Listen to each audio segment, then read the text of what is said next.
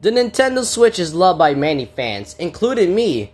Like, there's some great bestsellers, there's some good games, ported games like Cuphead, Final Fantasy VII, Dragon Ball FighterZ, all that kind of games, and there's some ported games as well, like Mario Kart 8 Deluxe and all that.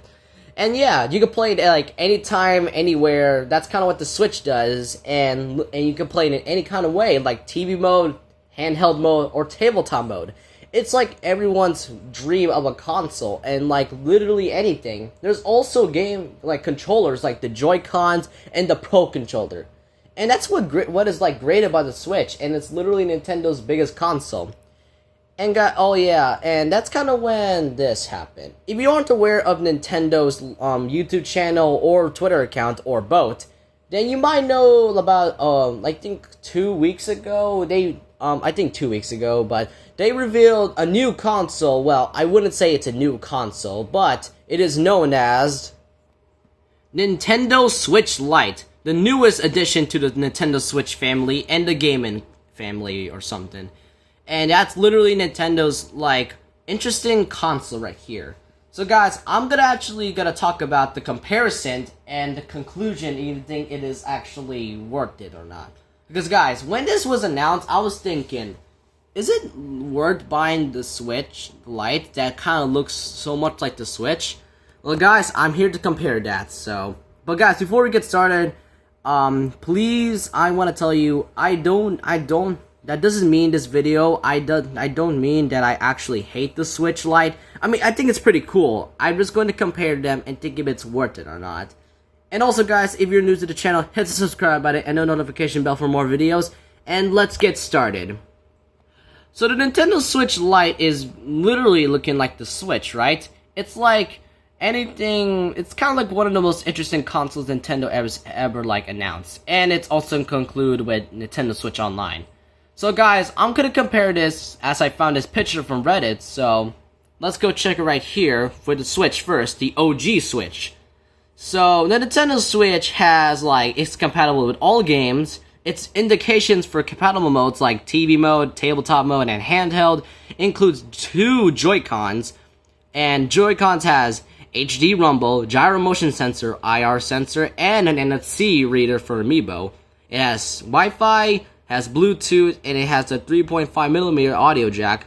It has light sensors for adaptive brightness, which is cool.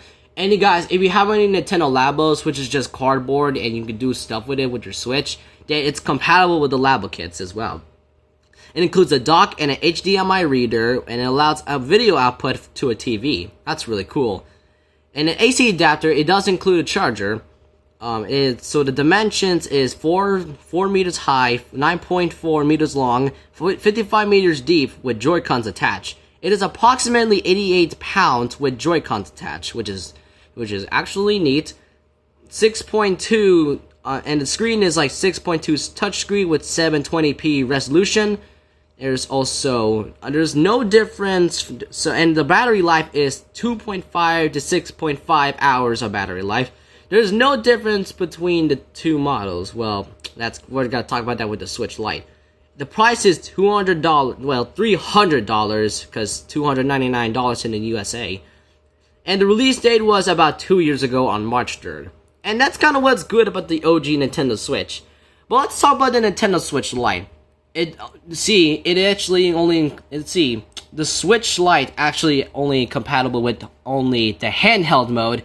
And it only support games that also includes handheld mode. So you can't play games like 1-2 Switch or Mario Party, sadly. It does not include any Joy-Cons because it has been attached to it. It is near identical to the button layout to the original Switch with 2 Joy-Cons attached, except has a D-pad on the left side. So yeah guys, the Switch Lite has a D-pad now, which I guess it's cool since the Nintendo Switch has these weird buttons instead of the D-pad this time. And it doesn't have an HD rumble or IR sensor, as Yoshiaki Koizumi said. It has an NFC reader for Amiibo though, and it has a gyro motion center, and it can still connect to extra Joy-Cons. It does support Wi-Fi and Bluetooth, but it does not hold Bluetooth headset I forgot to say that for the Nintendo Switch. It also has 3.5mm audio jack, but it does not have adaptive brightness and only manual adjust. Not compatible with Labo kits, so if you guys have any cardboard Nintendo stuff, then sorry, you can't use it. It does not come with a dock or support output to the TV, so it does not come with a dock or HDMI cable or a kickstand. It does include a charger though, but the dimensions is 3.6 meters high and 8.2 meters long, 55 meters deep. It's approximately 61 pounds instead of because the Switch holds more. Well, the Switch Lite is 61 pounds. I guess that's why they call it the Switch Lite. Nintendo, you're so punny. I'm sorry for making that pun. It has 5.5 5.5 meters touchscreen, 720p resolution, and so the battery life for this one is approximately 3 to 7 hours now. But as like I said with the Nintendo Switch, there's no difference between the two models. But the price and the release date is different since the Switch Lite comes in about 2 months, while the price is literally $200. And that's what the difference between the Switch and the Switch Lite and the Nintendo Switch. So in conclusion, is it worth buying for? And like I said in the beginning of the video, I am not hating on the Switch Lite. I'm just saying this is only my opinion. To me, I guess it's a 50-50. The first 50 is since it actually has a bit of an interesting way, and you can play in handheld mode anytime. Like Mario Maker 2, Ultimate Alliance 3, Pokemon Sword and Shield, Ultimate, Fire Emblem 3 Houses, all that kind. And it really makes you, and if you guys are like such a collector, like if you guys are a collector to gaming consoles, then that would make sense, and that's kind of fine to me. If you are like a gamer who collects games and consoles, then I'm fine with that. But to me, guys, I'm just thinking it's not worth it, because to me, it just looks kind of the same. And, I mean, it's cool and all that, but I'm just saying, it's literally cool, and that's all. But I don't think it's worth it, because it looks almost exactly the same with the Nintendo Switch, except it has rarely anything. So yeah, guys, that's all I'm gonna say. Hey, what do you think of my opinion? Do you think I'm kind of right, or you think I'm kind of insane or something? But yeah, guys, if you like this video, leave a like and put your comments or opinions in the comment section below.